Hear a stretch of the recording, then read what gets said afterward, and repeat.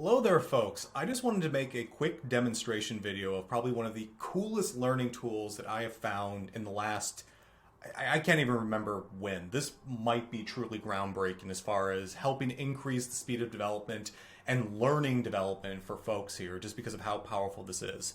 So to give you some background, I've been learning Rust because I realized this is going to be a really powerful technology for Web3 going forward. There are so many communities, the biggest one being Solana, related to Rust, but there's also lots of other technologies that are using it. There's lots of even, I think, L2s that are starting to play around with this and starting to use this.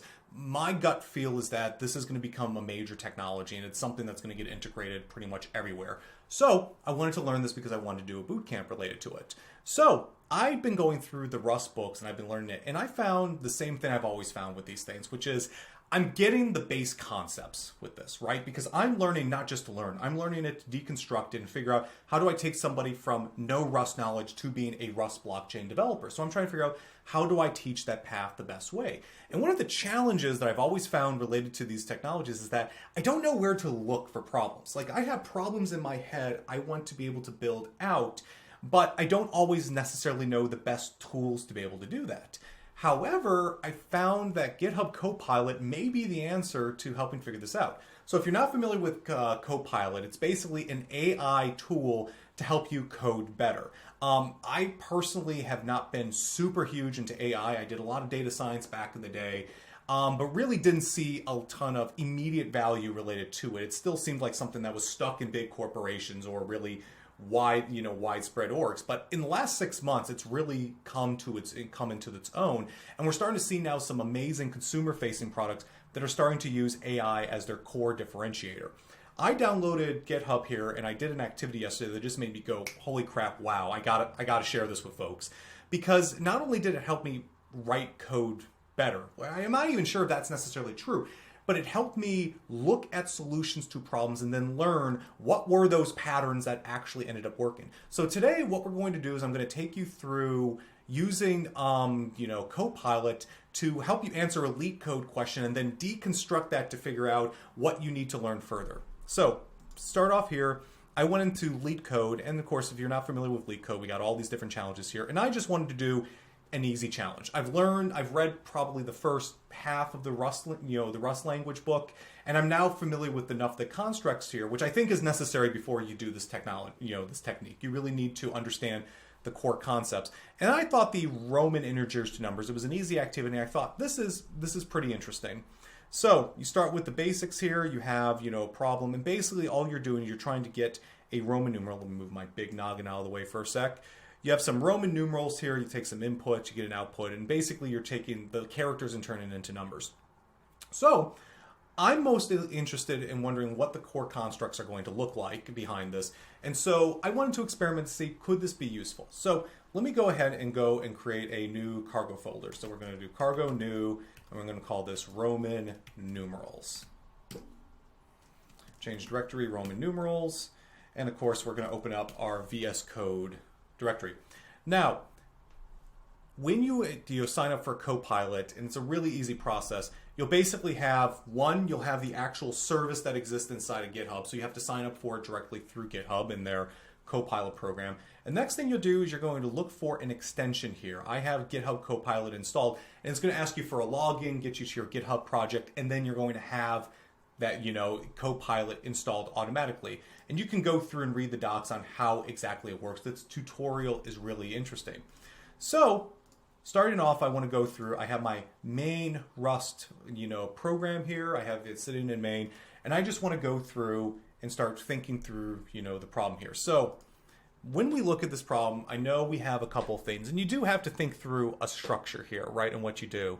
And there's going to be lots of different ways you can solve this problem here, but I know how I would do it. So I always usually start these things with, first, we want to start with a, just our comments. So the first comment is, we want to really create a hash map. That's how I thought of it first. I want to create a hash map of what are the elements related to, these Roman numerals, so I can put in the symbol I, for example, and then get a value back for the number here, so I can create that mapping. So I want to do is create a hash map, and that converts Roman numeral letters to numbers.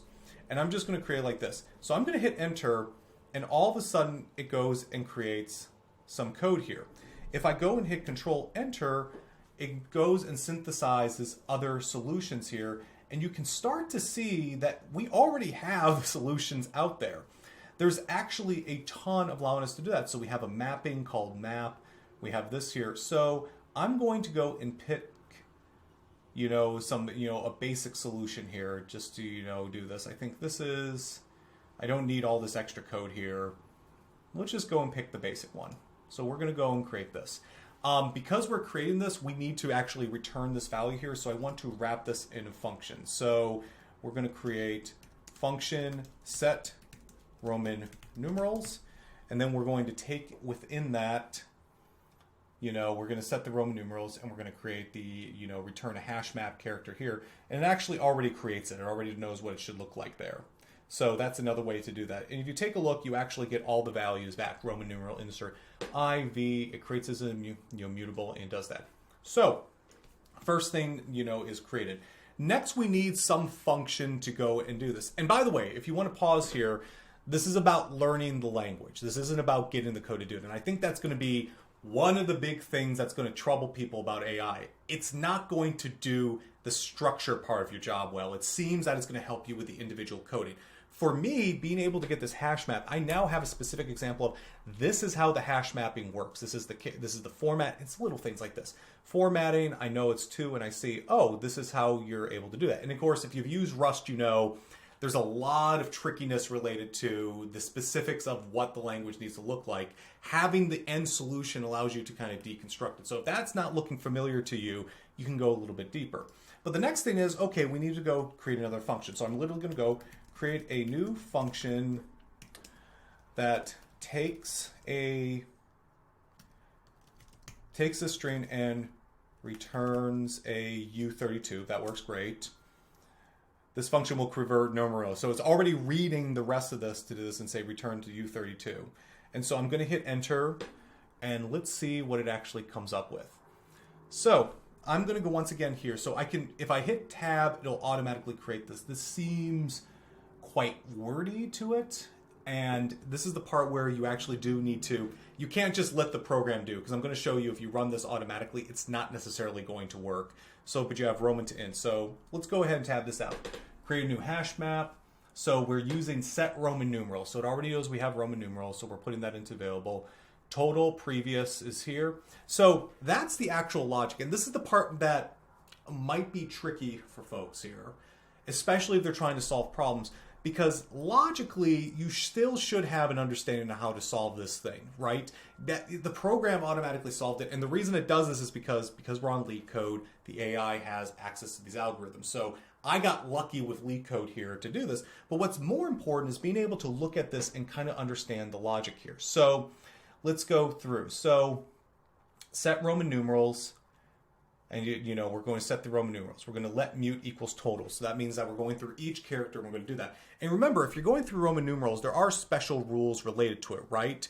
That basically, if you're for example, for this, the IV, for example, if you just add all these together, you're not going to get the right character, because if the number is smaller, for example, if you get an I by a V, that means IV is actually 4. So just reading these characters straight through isn't going to work. We need to have some mechanism to be able to look forward at the character, and then get the previous character and add this.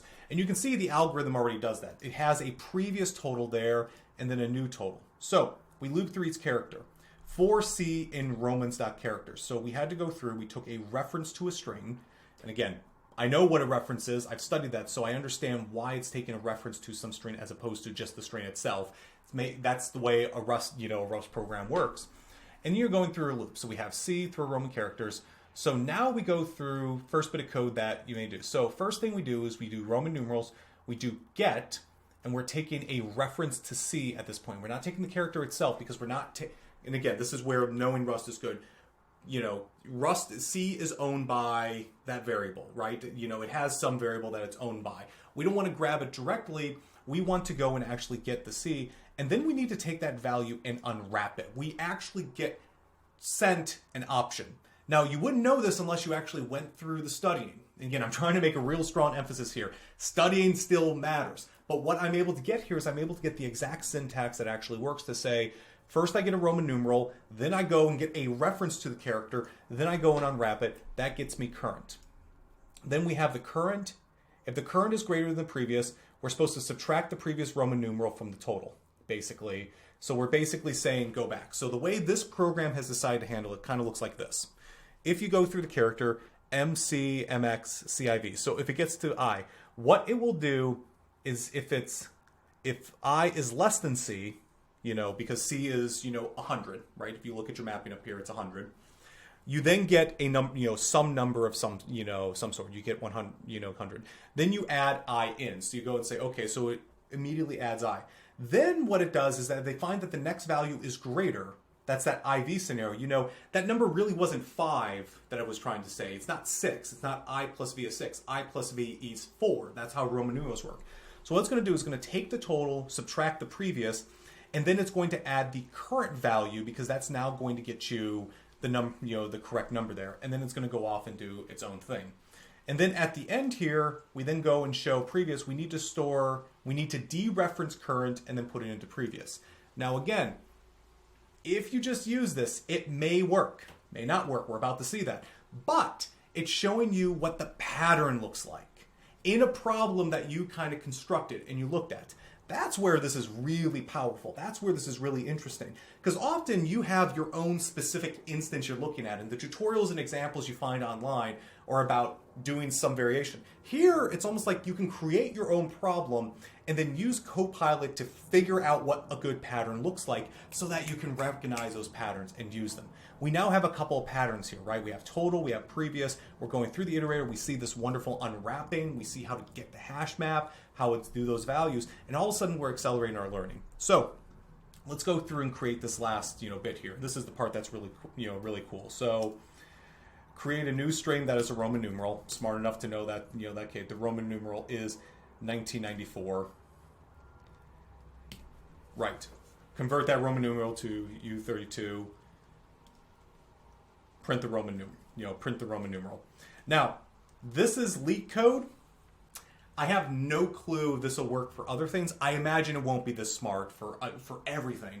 But it is nice to see that here, that you're creating this two-string. You have numbers, Roman numeral to int, etc. So I'm going to go ahead and save this, open up the terminal. And we're going to go basically, Rust or cargo run. And let's see if it works. Okay, now this is the part where the program is smart, but it's not that smart. So we know here, function set Roman numeral not found in this function. Okay, so we did not add this at the top. And for Python, I noticed that Copilot did not do a great job at doing import statements. Like it wanted to do the import statement in the function, which is just weird, right? That's not the way that it usually operates. So we're going to use the standard hash map. We have to add this collection. Well, we did that. So you still got to be a programmer here. Let's do cargo run. And boom, MCMXCIV equals 2105. It should have been equal to 1994. So what happened? So this is a logic error, actually. And we've seen this because we know that this number is greater. So something's actually screwing up in this activity, So if we think through the numbers, right, that this goes through, so like M equals 1000, C equals M, 90, etc. All we did is just eliminated the previous number, that went through. So we didn't add it, but we didn't decrement the current number. So total minus equals previous. So it means that so let's logically think this through. Let's go through an easier example, right? Let's go through this. So I'm going to create IV because that's functionally the same problem. Let's go and save. 1994 is hard to see. IV equals 5. It should be equal to 4. So what's happening? Well, it should be decrementing by 2. Right? It's only decrementing by 1. So when we add that I, we actually make an error in the wrong direction. We go, instead of being 5, we end up doing 6. subtract 1, go down to 5. So we need to do it by 2. So if we multiply previous by 2 and then subtract it, let's see if that actually works for the test case. That seems like it would get us in the right direction. So let's go to cargo run. All right, and we get an error here. Let's see. Attempted to subtract with overflow. So previous value is equal to 2. So we ended up doing something wrong here. Thread main panicked and attempted to subtract with overflow. Let's see. So it means that the total, which was a U32, so it's an unsigned integer, and then you're subtracting that there. So it seems like something for this logic isn't quite working here. Let me go ahead and pause and give this a think here so you guys aren't don't have the time wasted. Okay, so after a little of bit of trial and error, I found that it panicked because the previous was it seemed like it was overflowing. So we used an unsigned 32-bit variable here, and these are all unsigned, to do that, which means that there are no negative numbers. If it were if it could go negative, it would be I32, not U32. So when it tried to go under, it actually created an error. So the answer to that was just to flip the two values, go total current, add the current first, so we go up, then subtract the previous, and then multiply by 2, subtract by 2, because not only do we need to eliminate what we just added, we need to go back one level further. So we had to do a little bit more, but then we could revalue, return the total, and now we go to here. And so if we do our original value and put it into here, I'm going to go and save. Cargo run, we get 1994, and we're able to do this. So now I'm actually going to implement this solution. So let's go ahead and actually move over this code to show that it works here. I believe we can use hash mapping inside of it. I know we solved the solution. I just want to see if we can actually get this to work here. So inside the implementation, I'm going to add this function called Roman numerals. We're just going to call this, it doesn't need to be called externally, so I don't need to make it public.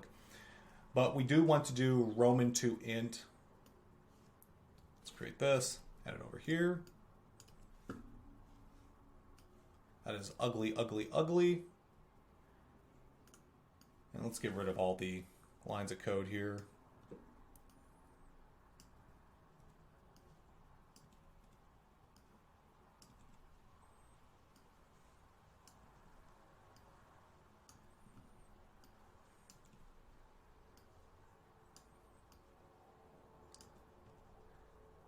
Just quick saving.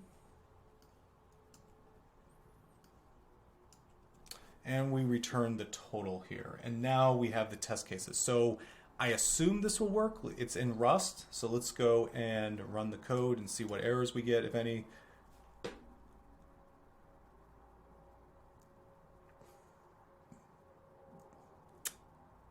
Cannot find set Roman numerals in this scope. So I felt this would be an issue. I see.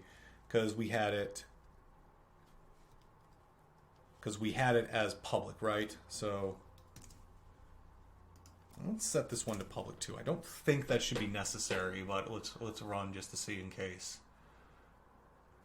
Cannot find function set Roman numerals in this scope. Solutions.r. Let Roman numerals equal this. Oh, consider bar app ham. Help item here. Some errors of details explanation for this here. Sarah.serialize. So, okay, my guess is either the fact that we're calling a hash map is calling an issue,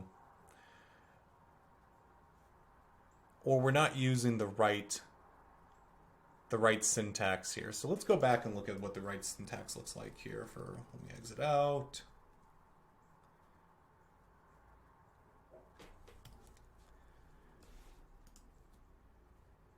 Right. And if we go here, and I'll spend like another minute on this because this is the less interesting part of just trying to get leak code to do what you need here. So public function, and let's just do let Roman equal this. Or let's just do let let Roman equal numerals equals set Roman numerals. And now we get that hash map. Let m equals, and let's make that v.to string. And then print line, and then we want to say, and we want this to be m, and then we want this to be set Roman numerals of m.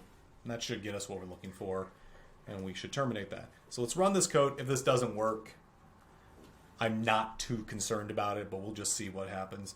Cannot find function set Roman numerals in this thing. We can keep it outside. Does that work better?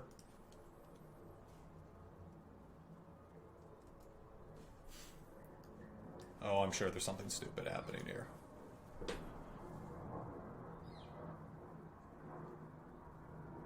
This function takes 0 arguments, but 1 was applied. Yeah. All right, so this is leak code issues at this point, and quite honestly, I'm not particularly interested in solving that. I was just seeing if we can get the answer out there. So anyway, we were able to solve the problem in our own program. We were able to get the characters out and do this. I think the most important thing here is that you're seeing is that, one, it gives you a great way to get patterns for things you're looking for. If you're trying to look for a pattern to do a for loop or characters, or how to iterate over characters, or how to do a mash, vector, whatever it is, this is a really powerful way to figure out the right way to do these things, or at least what are some ways that you can do it and you can experiment. My guess is that the best programmers going forward, now that this is a tool available, are those who become experts at structure and understanding what the structure needs to look like, how the data needs to interact. Because this will spit out answers that think will work, but it's not going to know, like, for example, that if this element here is really is really the right value, if it should be taking a reference versus a string, if a hash map is really the right way to go about this, if this function is really going to iterate through it the fastest. You still need to be a master of understanding the overall program and understanding the details underneath to get to your exact solution. However, for speeding up on things like syntax, educating yourself on other patterns, looking at other solutions, just seeing like, okay, I want to do a hash mapping. What if I tried some different method? And taking a look what it spits out, you can speed up your education, learn a lot faster, and I think personally we'll be able to get to use the language a lot quicker and be a lot more effective quickly. So hope you thought this tutorial was interesting. I certainly had a lot of fun doing it.